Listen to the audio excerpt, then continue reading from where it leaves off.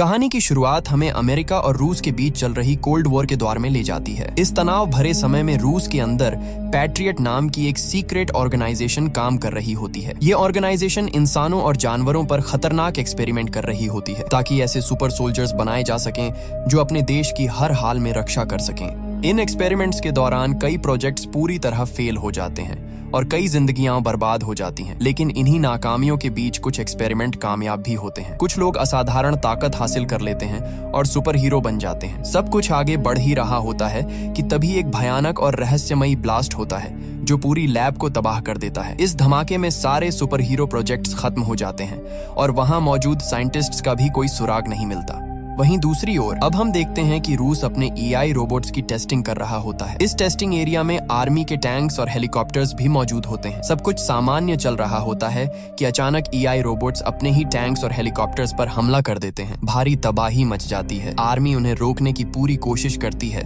लेकिन नाकाम रहती है। AI रोबोट्स वहां मौजूद सभी आर्मी व्हीकल्स को नष्ट कर देते हैं और टेस्टिंग करा रहे आर्मी ऑफिसर्स और टेक्नीशियंस को भी मार देते हैं। इस घटना के बाद हम डॉक्टर एवलगस को देखते हैं जो पहले पैट्रियट ऑर्गेनाइजेशन के एक साइंटिस्ट थे। अब उन्होंने खुद पर एक्सपेरिमेंट करके अपने आप को एक साइबॉर्ग में बदल लिया है। उनकी सबसे खतरनाक ताकत यह है कि वह मशीनों को अपने दिमाग से कंट्रोल कर सकते हैं। इन्हीं शक्तियों का इस्तेमाल करके डॉक्टर एवलगस इन AI रोबोट्स को कंट्रोल करता है और यह पूरा हमला करवाता है। इसके बाद डॉक्टर एवलगस सभी AI रोबोट्स को अपने साथ लेकर वहां से चला जाता है। इसके बाद हमें मिनिस्ट्री ऑफ डिफेंस में मेजर जनरल निकोलाई को दिखाया जाता है जिन्होंने इस पूरे हादसे से जुड़ी जानकारी को लेकर एक इमरजेंसी मीटिंग बुलाई होती है। मीटिंग के दौरान मेजर निकोलाई बताते हैं कि सन 1940 में डॉक्टर एवलगस पैट्रियट ऑर्गेनाइजेशन के टेक्निकल डिपार्टमेंट के हेड हुआ करते थे। उस समय एवलगस मॉडल 1 नाम के एक प्रोजेक्ट पर काम कर रहे थे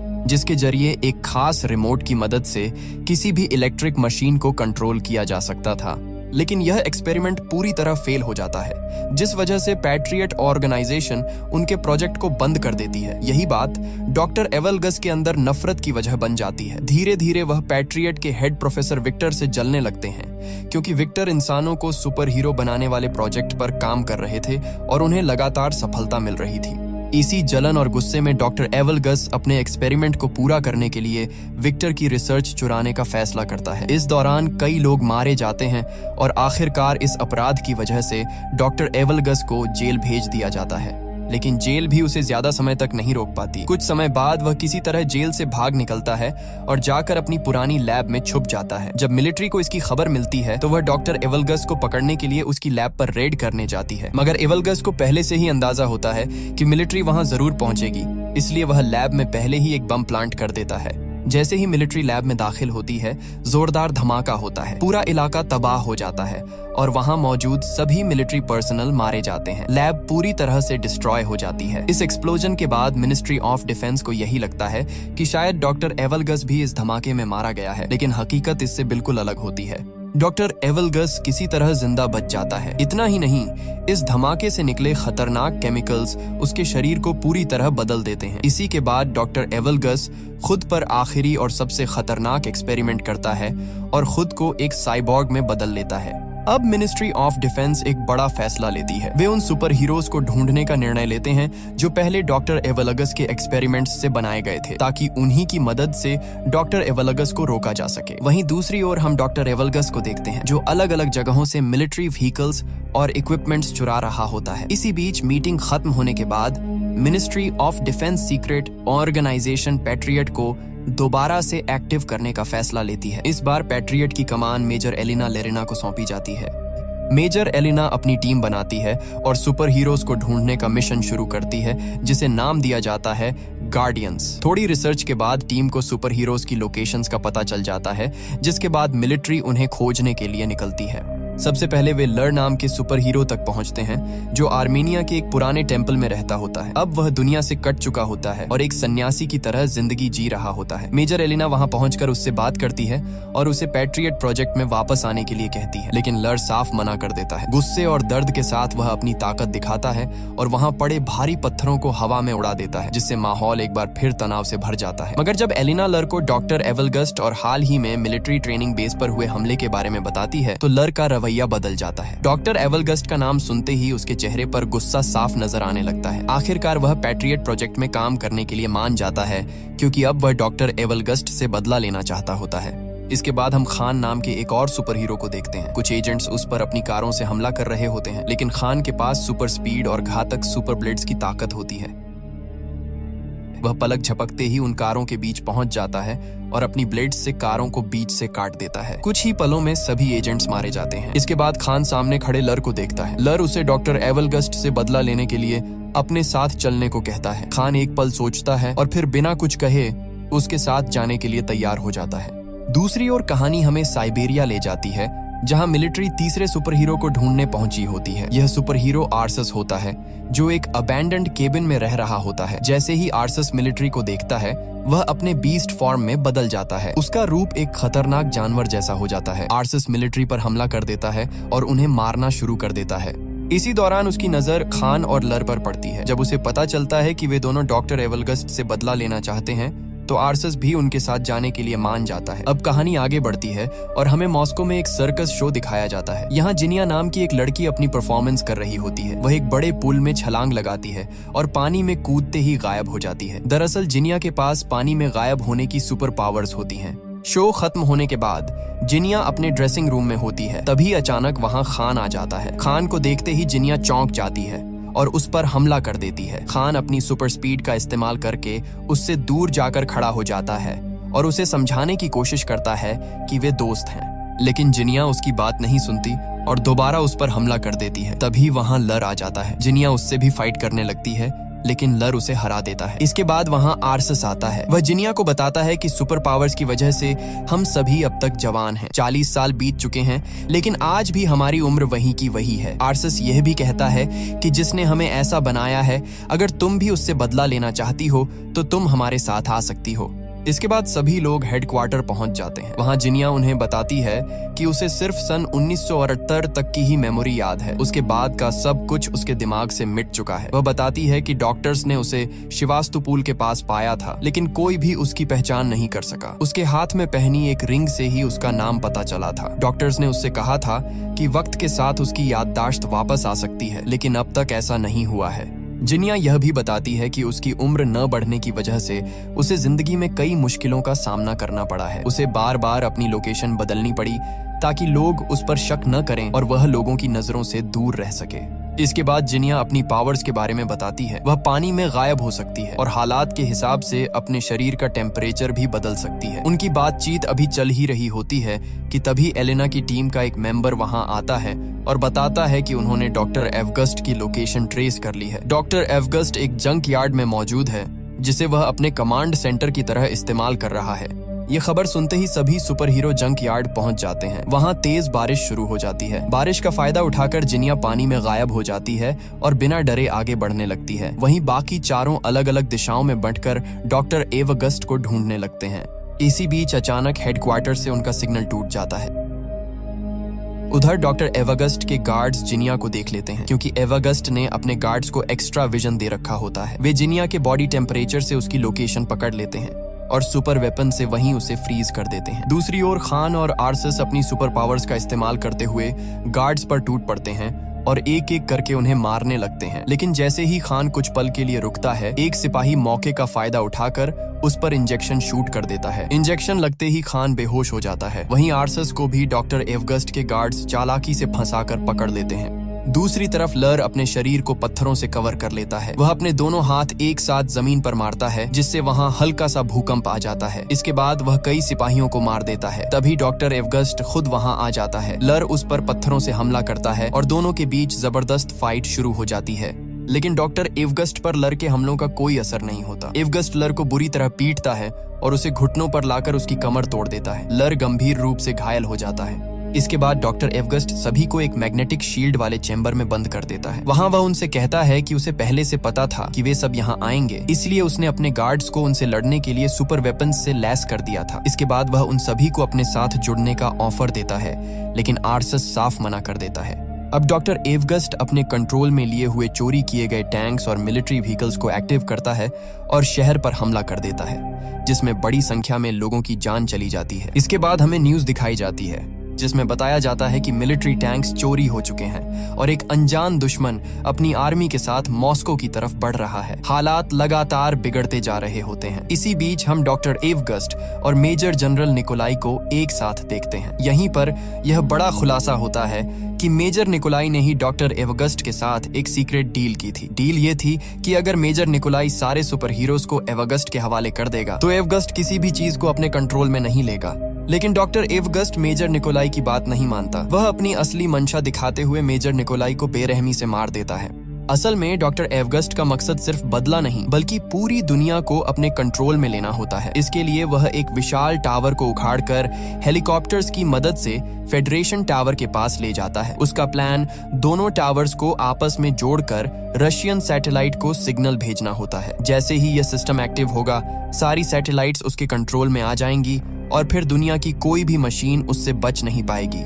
इसी दौरान मेजर एलेना कमांड सेंटर से लर को हेडक्वार्टर ले आती है। जब लर को होश आता है तो वह मेजर एलेना को बताता है कि बेहोशी की हालत में उसने अपनी बेटी को देखा था। उसने अपनी बेटी को बूढ़ा होते और अपनी आंखों के सामने मरते हुए देखा। सुपर पावर्स की वजह से उसकी उम्र नहीं बढ़ी, लेकिन उसकी बेटी वक्त के साथ बूढ़ी होती चली गई। यह याद उसे अंदर से तोड़ चुकी होती है। कुछ ही देर बाद प्रोफेसर विक्टर मेजर एलेना से मिलने आते हैं। वह बताते हैं कि वह कई सालों से छुप कर रह रहे थे, लेकिन जब उन्होंने न्यूज में एवगस्ट को देखा तो उन्हें वापस आना पड़ा। विक्टर कहता है कि एवगस्ट को हराने के लिए उनकी मदद बेहद जरूरी है। वह तुरंत लर का इलाज शुरू कर देता है और मेजर एलिना को एवगस्ट की लैब के बारे में जरूरी जानकारी देता है। इसके बाद मेजर एलिना अपनी टीम के साथ एवगस्ट की लैब पर पहुंचती है। वहां वे सभी गार्ड्स को मारकर गार्डियंस को आजाद करा लेते हैं। आर्सस मेजर एलिना को बताता है कि हर दिन वह एक जानवर में बदलता जा रहा है और उसे डर है कि कहीं वह हमेशा के लिए जानवर ही न बन जाए। एलिना उसे भरोसा दिलाती है कि ऐसा कभी नहीं होने देगी और शायद प्रोफेसर विक्टर उसे ठीक कर सकें।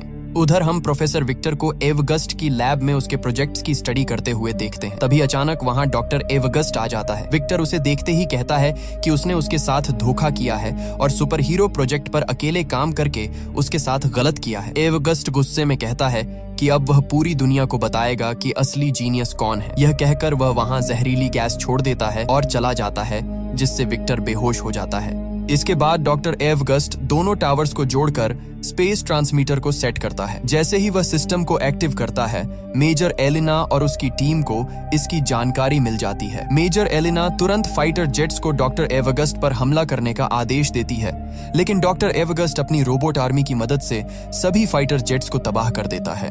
दूसरी ओर हम एक ऊंची बिल्डिंग पर खान और एलिना को खड़े हुए देखते हैं। खान एलिना को बताता है कि एक फाइट के दौरान अपने भाई को हराने की कोशिश में वह अपनी सुपर पावर्स पर काबू नहीं रख पाया और गलती से अपने ही भाई को मार बैठा। यह बात आज भी उसे अंदर से खाई जा रही होती है। इसके बाद एलिना हेडक्वार्टर में सभी को बताती है कि उसने उन सभी के लिए खास सुपर सूट्स और वेपन्स तैयार किए हैं जो उनकी सुपर पावर्स को और भी ज्यादा बढ़ा देंगे। वह सबसे पहले आर्सस को एक ऑटोमेटिक कैनन देती है जो उसके नर्वस सिस्टम से कनेक्ट होगी और जहां भी आर्सस फोकस करेगा वहीं पर फायर करेगी। जिनिया को एक ऐसा सूट दिया जाता है जिससे वह कभी भी गायब हो सकती है। अब उसे गायब होने के लिए पानी की जरूरत नहीं होगी और वह जिस चीज को छुएगी वह चीज भी उसके साथ गायब हो जाएगी। वहीं लर के सूट में खास स्टोन्स लगे होते हैं जिनकी मदद से वह अपनी पावर्स का इस्तेमाल करते हुए कहीं भी पत्थरों का चाबुक बना सकता है। इसके बाद हमें खान का सूट दिखाया जाता है जिसमें पहले से कहीं ज्यादा शार्प और खतरनाक 2 ब्लेड्स लगे होते हैं। खान का यह सूट इस तरह डिजाइन किया गया होता है कि उस पर गोलियों और इंजेक्शंस का कोई असर नहीं पड़ता। इसके बाद सभी अपने अपने नए सूट्स और वेपन्स के साथ ट्रेनिंग शुरू करते हैं। लगातार कड़ी ट्रेनिंग और मेहनत के बाद वे सभी अपने सूट्स और हथियारों को पूरी तरह कंट्रोल करना सीख जाते हैं।